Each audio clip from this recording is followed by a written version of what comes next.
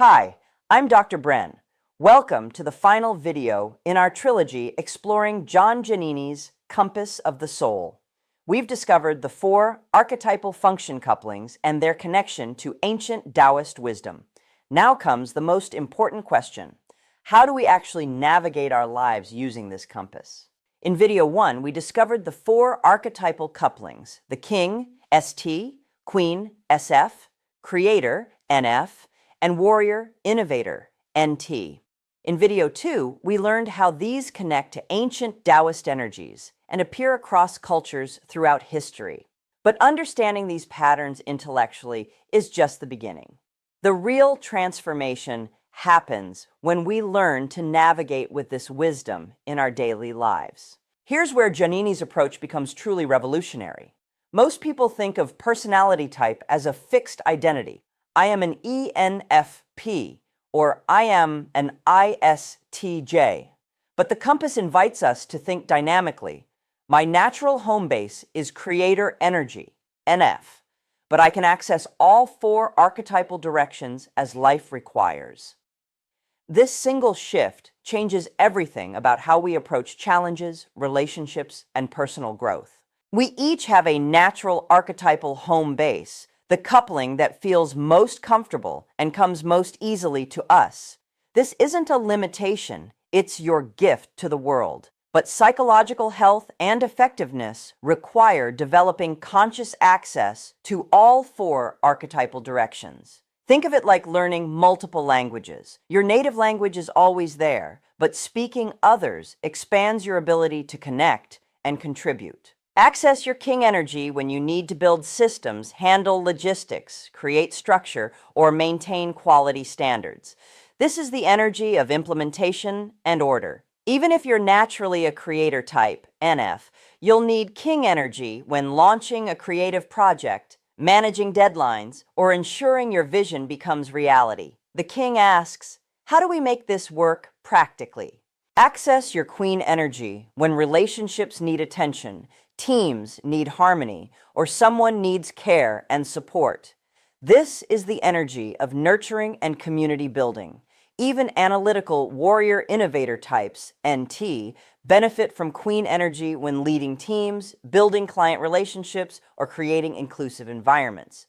The Queen asks, how do we ensure everyone is valued and cared for? Access your creator energy when you need fresh possibilities, inspiration, or transformation. This is the energy of vision and potential.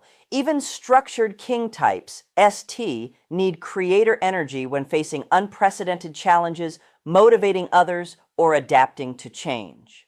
The Creator asks, what could be possible here that we haven't imagined yet? Access your warrior innovator energy when you need strategic thinking, complex problem solving, or pioneering new territory. This is the energy of analysis and exploration. Even nurturing Queen types, SF, benefit from warrior energy when analyzing relationship patterns, developing new approaches to care, or advocating for systemic change. The warrior innovator asks, what's the underlying pattern here, and how do we transform it? In relationships, understanding archetypal differences transforms conflict into appreciation. Instead of thinking, my partner is being overly emotional, you recognize they're accessing Queen energy, the caring, relational wisdom I need in this situation.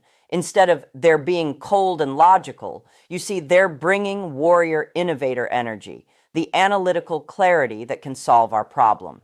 Each archetype offers a gift, not a problem to be fixed. In organizations, archetypal awareness revolutionizes teamwork. Instead of just knowing someone is detail-oriented or creative, you understand their archetypal contribution. The King brings implementation and quality control. The Queen brings team cohesion and stakeholder care. The Creator brings innovation and inspiration. The Warrior Innovator brings strategic analysis and systematic improvement. The most effective teams consciously cultivate all 4 energies. But Giannini doesn't ignore the shadow. When archetypal energies operate unconsciously or go to extremes, they become destructive. The King becomes the tyrant, controlling and rigid. The Queen becomes the martyr, self-sacrificing to the point of resentment. The Creator becomes the victim, lost in unrealistic idealism. The warrior innovator becomes the trickster, detached and manipulative. Recognizing these patterns is crucial for healthy development. The path to psychological wholeness involves recognizing shadow patterns and learning to express each archetype in its mature, conscious form. The conscious king leads with wisdom, not control. The conscious queen nurtures without losing herself. The conscious creator envisions possibilities while staying grounded.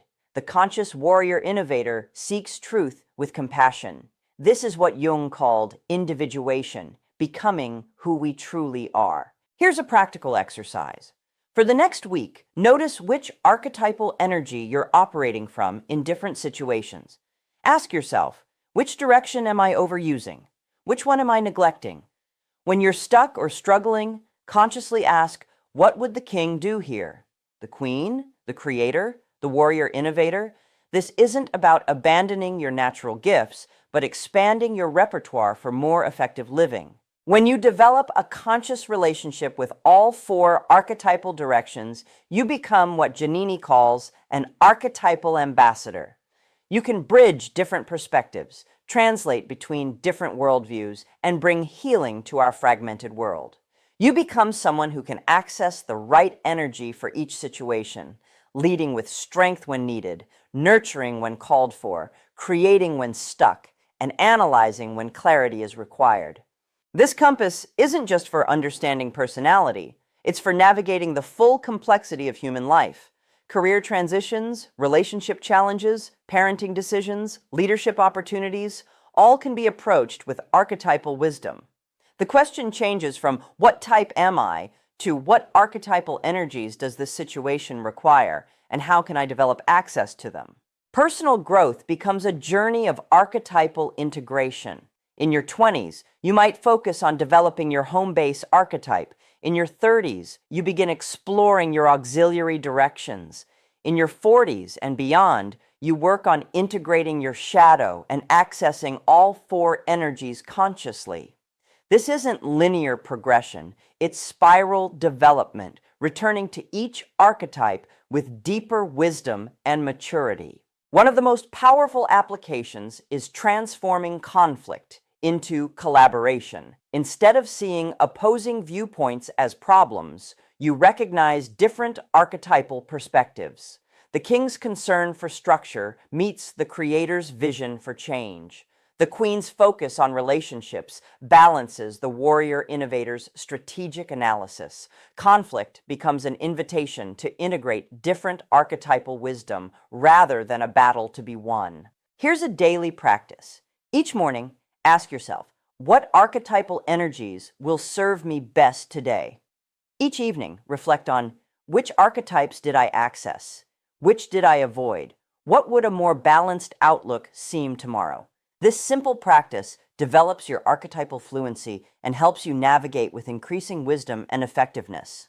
When you begin navigating with archetypal wisdom, the impact ripples outward. Your family experiences someone who is more balanced and responsive to their needs. Your workplace benefits from someone who can contribute different energies as required.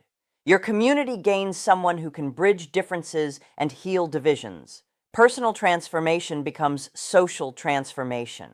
John Giannini's compass offers us something precious, a way to understand personality not as a limitation, but as a gateway to our deepest archetypal nature. Whether your home base is the king's structural wisdom, the queen's relational intelligence, the creator's visionary insight, or the warrior innovator's analytical power, you have access to all four directions. The compass of the soul isn't just about understanding yourself, it's about contributing your unique archetypal gifts to the human community while developing the flexibility to access all four directions as life requires. This ancient wisdom, integrated with modern psychological insight, offers us a pathway to becoming more fully who we're meant to be.